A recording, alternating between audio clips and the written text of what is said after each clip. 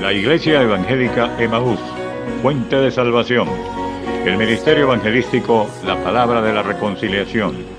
Y el Instituto Bíblico Seminario Teológico Emaús te invita a escuchar por esta tu emisora la Palabra Diaria con el pastor y maestro Berry Chaviedo.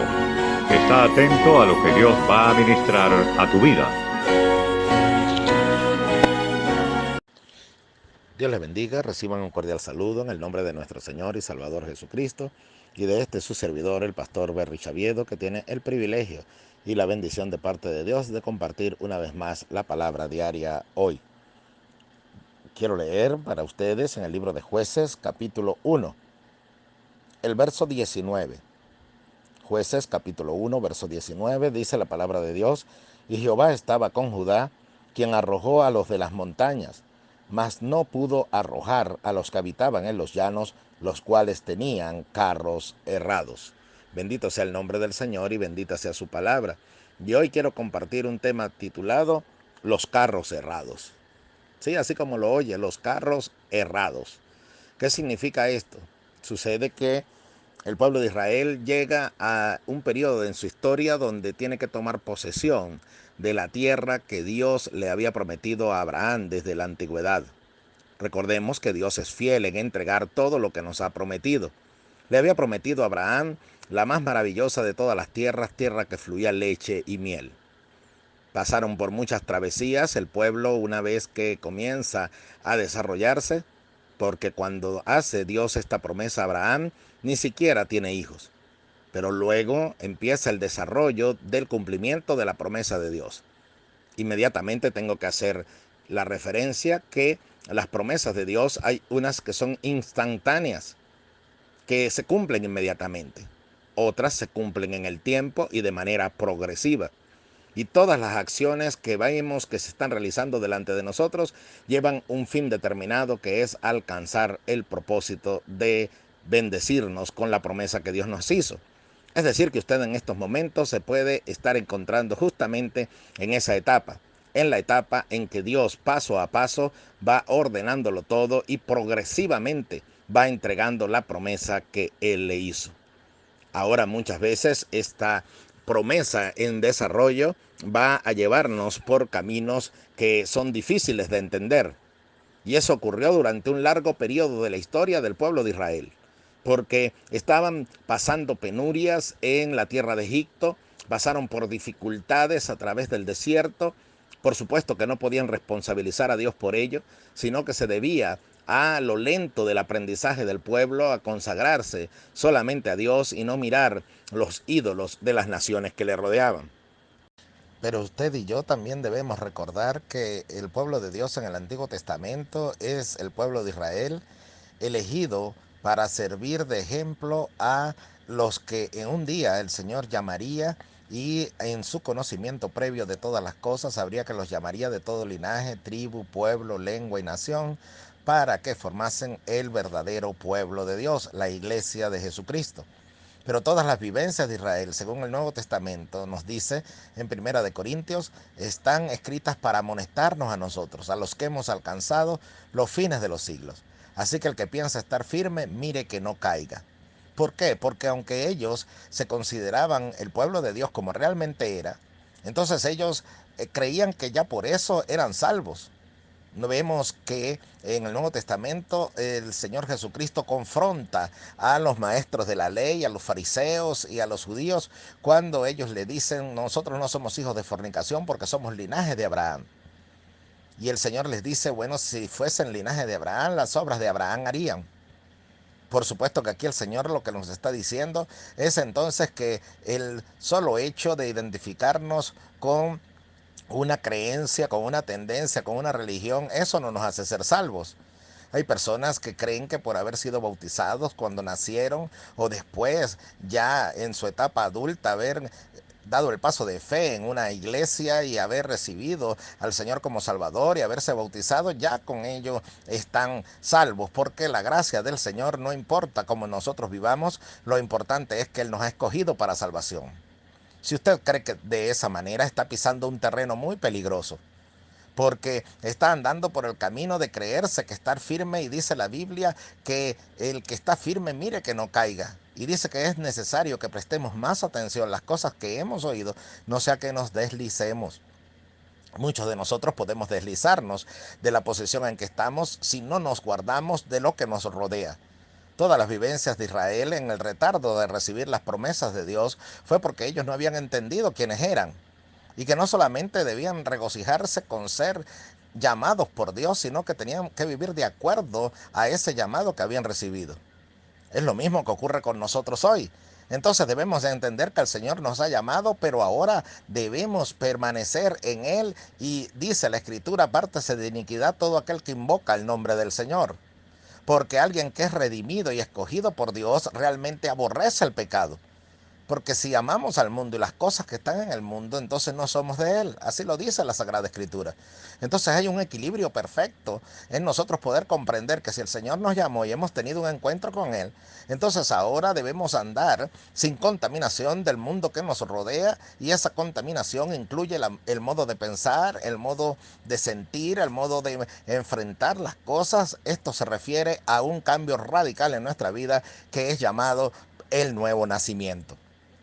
Entonces es vital conocer estas verdades y comprenderlas. No se escude solamente con decir que es cristiano, sino que ahora que es cristiano, entonces andemos en una santa y piadosa manera de vivir. Eso fue lo que ocurrió con Israel, y eso retardó el tiempo en el cual ellos anduvieron en el camino del Señor para entrar a poseer la tierra prometida. Usted y yo debemos comprender que vamos a recibir las promesas de Dios, pero como ya lo hemos estudiado, cuando estemos preparados. Y ese proceso de aprendizaje depende de nosotros, de ser buenos alumnos y aprender. Y no, vuelvo a repetir, el caso de Israel es el ejemplo. Cuando ellos debieron haber llegado en un lapso mucho más corto a la tierra prometida, y estuvieron 40 años en el desierto, dando vueltas, dando círculos, porque no podían avanzar debido a que cuando avanzaban en obediencia a Dios, otra vez se dejaban enredar por las cosas que les rodeaban y nuevamente caían en la idolatría. Hoy en día no vamos a ir a postrarnos delante de un ídolo, pero sí podemos postrarnos delante de nuestro modo de pensar, de nuestro egoísmo, de nuestra altivez, de nuestro orgullo y de todas aquellas pasiones que combaten en nuestros miembros. Entonces es allí donde está la lucha verdadera del cristiano. Ahora bien, dice que el pueblo llegó a frente de la tierra prometida, llegó a la orilla del Jordán. Ahora el Jordán no era problema, Dios lo abriría, así como abrió el Mar Rojo. Las cosas que Dios tiene que hacer para él, todo es posible. Pero ahora el problema era que al ellos llegar a la tierra prometida, entonces tenían que luchar con todos los que habitaban allí y que eran ilegítimos, no debían estar allí porque esa tierra le pertenecía al pueblo de Dios. Ahora ellos tenían que expulsarlos y conquistar la buena tierra que el Señor les daba. Eso es una maravillosa ilustración de lo que consiste la vida cristiana hoy. La más maravillosa de todas las tierras, la nueva vida en Cristo, vida de abundancia, vida de plenitud. Yo he venido para que tengan vida y para que la tengan en abundancia. Pero ¿qué ocurre? Que hay habitantes que no quieren marcharse. Habitantes que ya estuvieron en nosotros. ¿Se recuerda aquella enseñanza que el Señor dio cuando dijo del espíritu inmundo que había salido del hombre y andaba por lugares secos y sin reposo? Y no consiguiendo reposo, entonces decía: volveré a mi casa de donde salí. Y cuando regresaba, entonces veía que la casa estaba limpia, estaba ordenada, pero estaba vacía.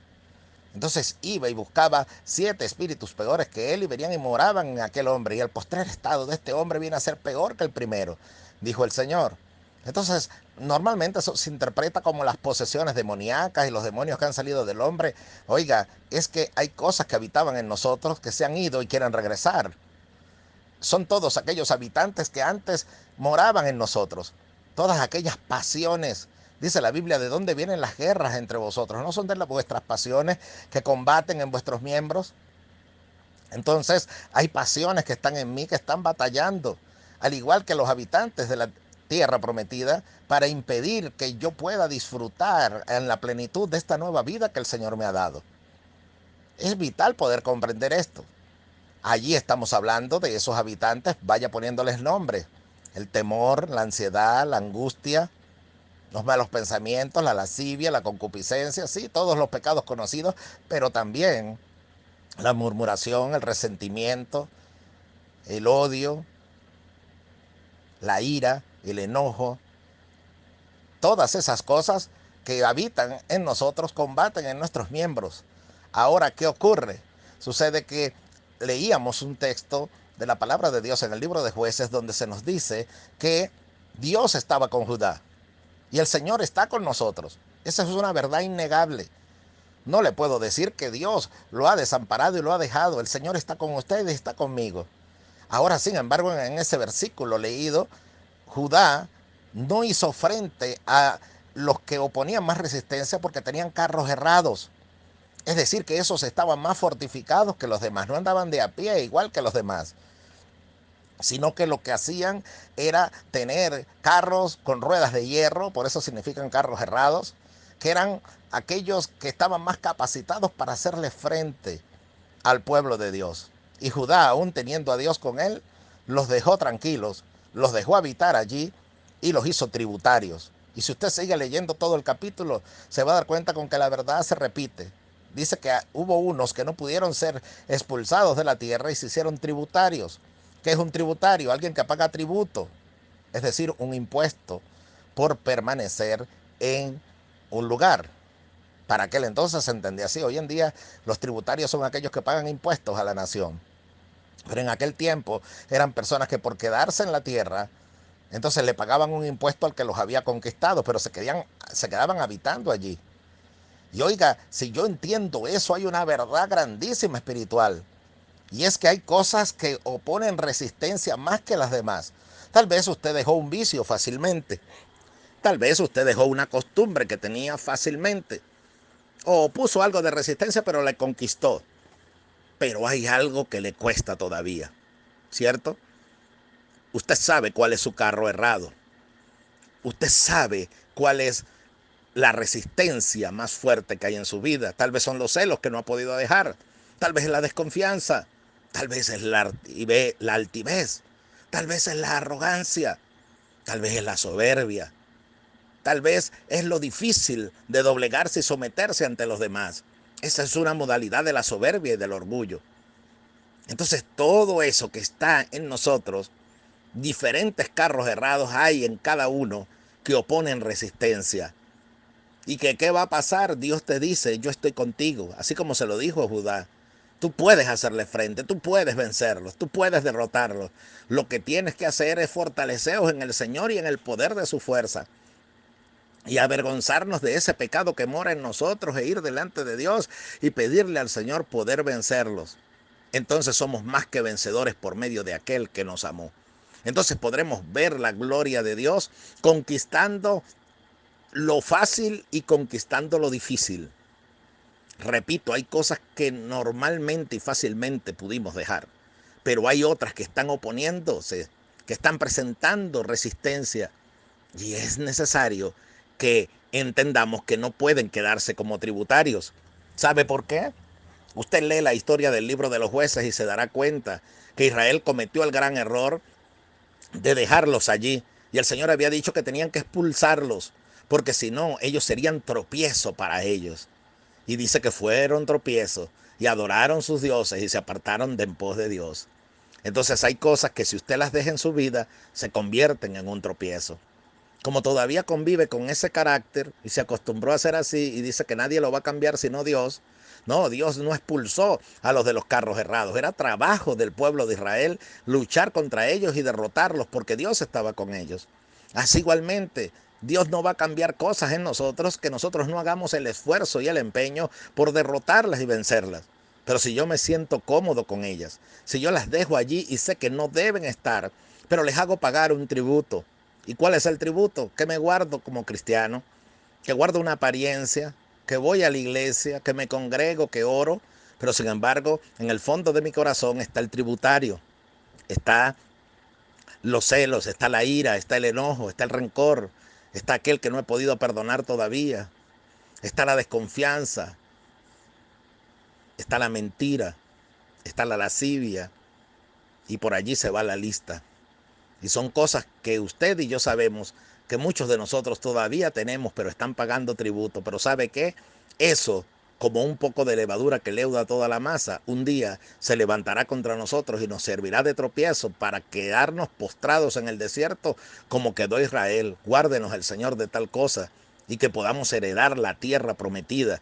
Y la única manera de heredar la tierra prometida es conquistando lo que Dios nos ha entregado. Hay bendiciones que esperan por usted y que esperan por mí, pero los tributarios están de por medio, los carros errados están de por medio, pero el Señor está aquí diciéndonos que con su ayuda y auxilio lo que es imposible para nosotros es posible para Él. Y usted dice, es imposible que yo cambie porque yo he durado 50 años así, 40 años así, 30 años así, pero es que el Señor vino a hacer nuevas todas las cosas.